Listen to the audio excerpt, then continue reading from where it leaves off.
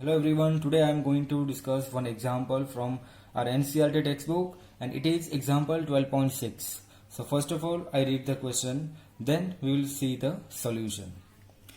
Using the Rydberg formula, calculate the wavelengths of the first 4 spectral lines in the Lyman series of the hydrogen spectrum. मतलब हमें calculate करना है spectral series के formulas. मतलब जो रीडबर्ग formula हमने derive किया था, इफ यू रिमेम्बर कि हमने प्रीवियस लेक्चर में रीडबर्ग फॉर्मूला डिराइव किया था. अब इसी रीडबर्ग फॉर्मूला को यूज करके हमें वेवलेंथ कैलकुलेट करनी है और वो भी फर्स्ट 4 स्पेक्ट्रल लाइंस की. और वो कौन सी सीरीज है? Lyman series.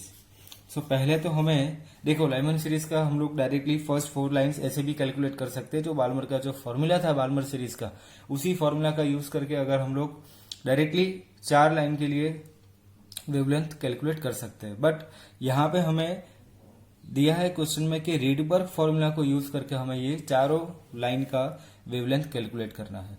So first of all Rydberg formula क्या है? ये कौन सा फॉर्मूला होगा जो हमने डिराइव किया था?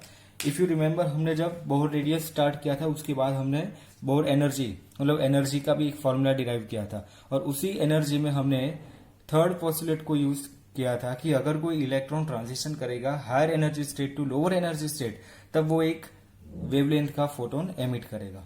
तो उसी एनर्जी का जो फॉर्मूला था उसी को यूज करके हमने ये रीडबर्ग फॉर्मूला डिराइव किया था.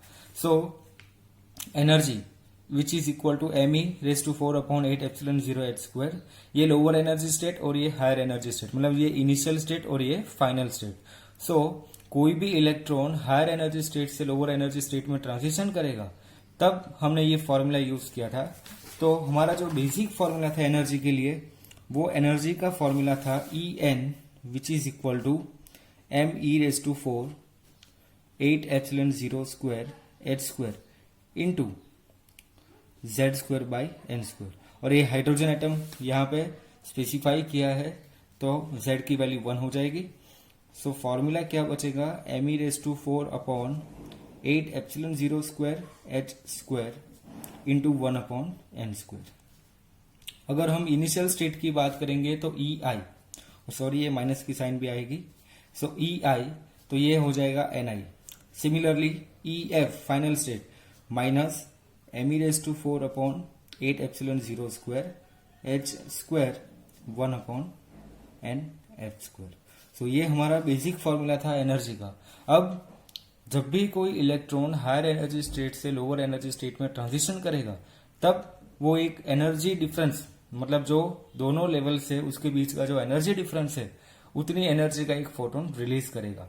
तो इसीलिए हमने डेल्टा E फाइंड आउट किया था, E2 माइनस E1, मतलब delta E is equal to final minus initial. और इसी को हमने सॉल्व करके ये फाइनल फॉर्मूला बनाया था. एंड देन एनर्जी का मतलब क्या हो जाएगा? hc/λ.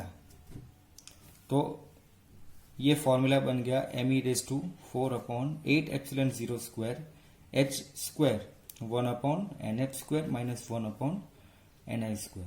सो ये बेसिक फॉर्मूला रीडबर्ग फॉर्मूला है ये. अब इसी में से हमने hc को नीचे लिया तो ये फॉर्मूला बनेगा 1/λ is equal to me⁴8/8ε0²ch³ 1/nf² minus 1/ni². So ये जो टर्म बचा हमारा, इस टर्म में हमने मास ऑफ इलेक्ट्रॉन यूज किया, चार्ज ऑफ इलेक्ट्रॉन, ε0 मतलब परमिटिविटी, c मतलब speed of light and h मतलब प्लैंक्स कांस्टेंट. अगर हम सारी वैल्यूज पुट करेंगे तो इसका आंसर आएगा 1.03 इंटू 10⁻⁷, जो होगा रीडबर्ग कांस्टेंट की वैल्यू से इक्वल. इसीलिए इसको रीडबर्ग फॉर्मूला बोलेंगे हम लोग. तो ये फॉर्मूला हमने ऑलरेडी एक्स्ट्रा थियोरी में किया था प्रीवियस लेक्चर्स में. सो आज हम लोग वही फॉर्मूला यूज करके 4 स्पेक्ट्रल लाइंस के लिए वेवलेंथ कैलकुलेट करनी है. तो ये रीडबर्ग फॉर्मूला हो गया hc/λIF which is equal to me⁴8/8ε0²h² 1/nf² minus 1/ni². अब लाइमन सीरीज है तो फाइनल मतलब इलेक्ट्रॉन ट्रांजिशन कहां से कर सकता है? तो electron always transition n is equal to 1 level पे आएगा. अगर वो 2 से ट्रांजिशन करेगा तो 1 पे आ सकता है, 3 से ट्रांजिशन करेगा तो 3 से 2 पे भी आ सकता है, 2 से 1 में आ सकता है, या फिर डायरेक्टली 3 से 1 पे भी आ सकता है. सो सीरीज का स्टार्टिंग पॉइंट हमें पता है लाइमन सीरीज के लिए 1, तो यहाँ पे NF की वैल्यू हम लोग 1 रखेंगे और 4 स्पेक्ट्रल लाइन से मतलब इलेक्ट्रॉन 4 अलग अलग लेवल से n is equal to 1 level पे आने वाले हैं। सो Ni की वैल्यू हम लोग कंटिन्यूअसली चेंज करेंगे। अगर हमें ये 4 स्पेक्ट्रल लाइंस पूछा है तो इसका मतलब Ni की 4 डिफरेंट वैल्यू हम लोग सिलेक्ट करेंगे और चारों वैल्यू से इलेक्ट्रॉन का ट्रांजिशन दिखाएंगे। इसका मतलब ये हो गया कि अगर हमें ये ground state n is equal to 1 दिया है, 2, 3, 4, 5, ये n इज इक्वल टू 2 हो गया, ये n is equal to 3, n is equal to 4, n is equal to 5। Lyman series की बात करेंगे तो सीरीज स्टार्ट होगा n इज इक्वल टू 1 से। सो पहला ट्रांजिशन कौन सा हो सकता है? डायरेक्टली 2 से 1 पे, 3 से 1 पे,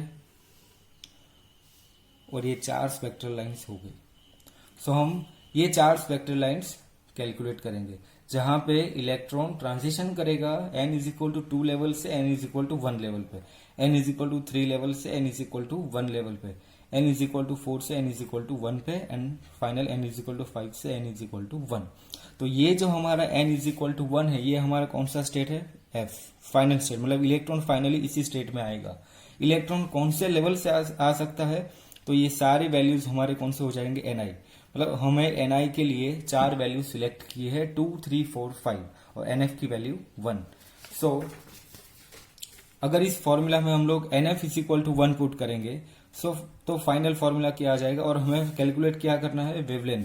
तो इसी फॉर्मूला से हम लोग 1 अपॉन लेमडा को हम लोग सब्जेक्ट बनाएंगे, तो 1 अपॉन लेमडा एफ, ये लेमडा आई एफ ये सिलेक्ट हो गया, ये साइड पे कर दिया हमने, और बाकी के सारे टर्म को एक साइड पे रखा।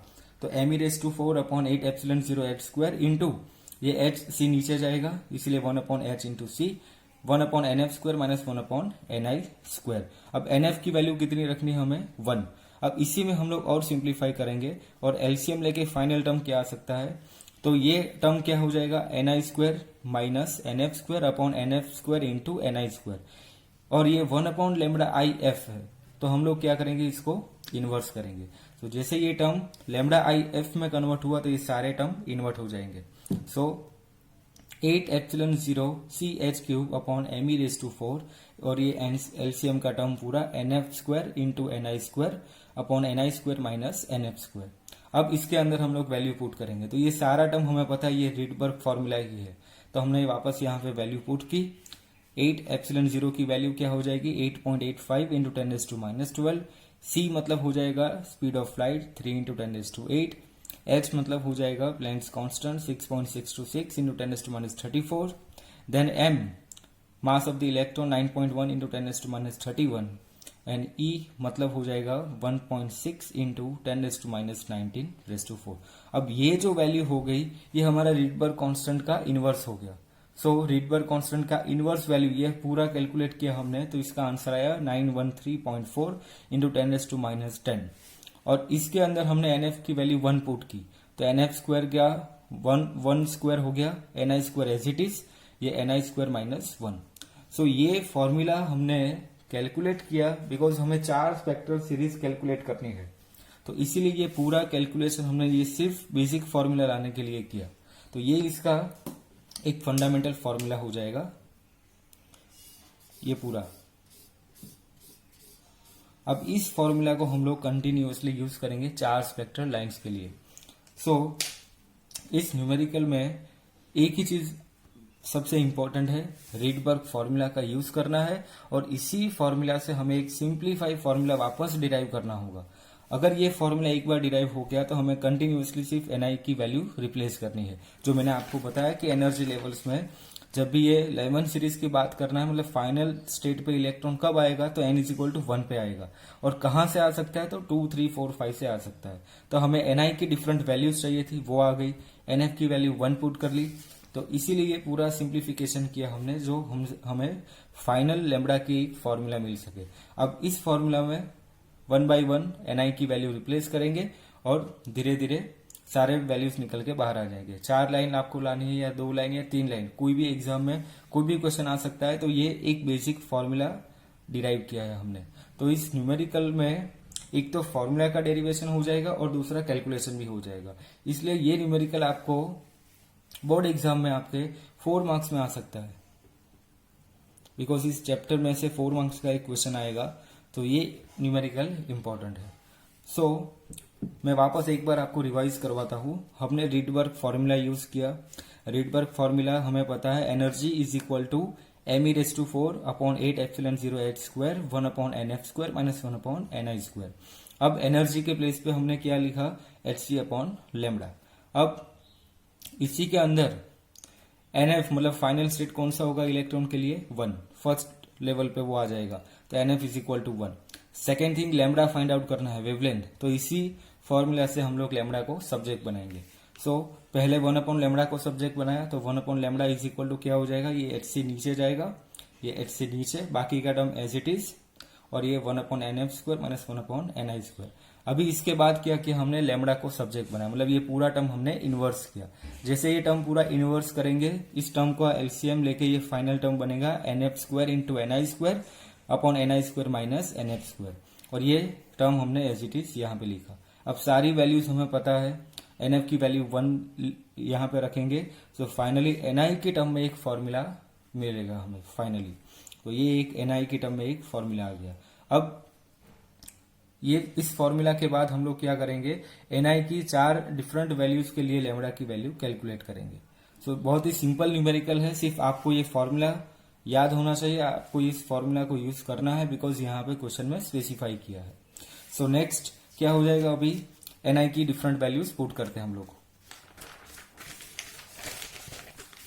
सो first ni is equal to 2, we get first line.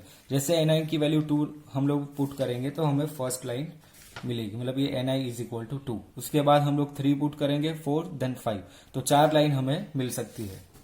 So ni is equal to 2, तो लैम्डा 2 1, मतलब ट्रांजिशन कहां से ये इंडिकेट करेगा, 2 to 1, which is equal to, ये तो वैल्यू हमने कैलकुलेट की कांस्टेंट, ऊपर था ni² अपॉन ni² माइनस 1, और ni की वैल्यू कितनी है यहाँ पे 2, तो 2² अपॉन 2² माइनस 1, मतलब 4/3, तो ये फाइनल आंसर आ गया 1216 एंगस्ट्रॉम।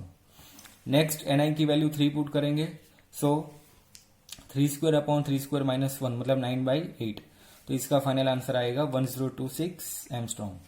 देन थर्ड लाइन के लिए ni की वैल्यू 4 पुट करेंगे, और जैसे ये वैल्यू 4 पुट करेंगे तो ये टर्म बनेगा 16/15, और ये वैल्यू हमारी कांस्टेंट, तो फाइनल आंसर आएगा 972.8 angstrom. And last fourth line के लिए ni is equal to 5, so ये टर्म बनेगा 25/24 into this constant term, and we get final line 950 angstrom. So इस न्यूमेरिकल के अंदर 4 डिफरेंट स्पेक्ट्रल लाइन हमें कैलकुलेट करनी है, वेवलेंथ, और रीडबर्ग फॉर्मूला को और सिंप्लीफाई करके ni के टर्म में एक फॉर्मूला डिराइव करेंगे। तो ये न्यूमेरिकल आपको एग्जाम में 4 मार्क्स में आ सकता है। सो प्लीज इसका पहले हम लोग स्क्रीनशॉट ले लेते हैं पूरा।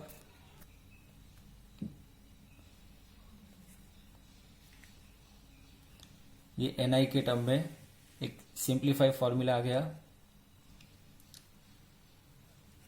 Then 1 by 1 we will put the different values of ni, and then we get 4 spectral lines, lambda 2 1, lambda 3 1, then lambda 4 1 and lambda 5 1। तो ये 4 स्पेक्ट्रल लाइन हमने कैलकुलेट की।